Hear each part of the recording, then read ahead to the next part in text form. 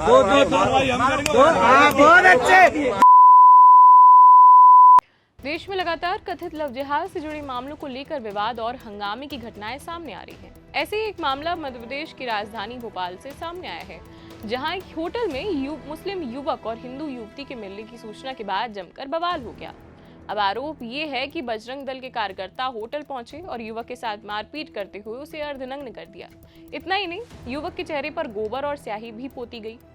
बताया जा रहा है कि घटना गोविंदपुर थाना क्षेत्र स्थित गौतम नगर के एक होटल की है। पकड़ा गया युवक जहांगीरबाद निवासी आरिफ खान है, जबकि युवती अयोध्या नगर क्षेत्र की रहने वाली है। दोनों होटल में ठहरे थे, तभी संगठन के कार्यकर्ताओं को इसकी भनक लग जाती है। वो मौके पर पहुंचते हैं, हंगामा करते हैं और अब घटना का वीडियो सोशल मीडिया पर तेजी से वायरल हो रहा है। देश में कथित लव जिहाद के मामलों को लेकर लगातार बहस और हंगामे की घटनाएं सामने आती रहती हैं। एमपी में भी पिछले कुछ महीनों में ऐसे मामले को लेकर कई विवाद देखने को मिले। अब आपको एक सरकारी आंकड़े बताते हैं। कुछ मीडिया रिपोर्ट्स के आंकड़े भी हैं, जिनमें जनवरी 2025 से जून 2025 के बीच एमपी में कथित लव जिहाद से जुड़े करीब 280 से अधिक मामले दर्ज किए गए। लेकिन अब जरा प्रदेश में महिलाओं के खिलाफ बढ़ते शारीरिक अपराधों यानी बलात्कार के आंकड़ों पर भी नजर डाल देते हैं। विधानसभा में प्रस्तुत जानकारी के आंकड़ों के अनुसार एमपी में साल 2025 के पहले 6 महीनों के भीतर 3500 से ज्यादा बलात्कार मामले दर्ज हुए हैं। ये आंकड़े सिर्फ 6 महीने के हैं।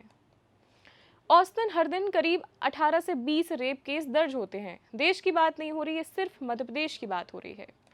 अगर इन आंकड़ों की अब तुलना करें तो कथित लव जिहाद के मामलों की तुलना में बलात्कार के मामले लगभग 12-13 गुना ज्यादा दर्ज हैं। यानी जिस अवधि में करीब 280 मामले कथित लव जिहाद के सामने आते हैं, उसी दौरान महिलाओं के खिलाफ हजारों यौन अपराध भी दर्ज हुए हैं।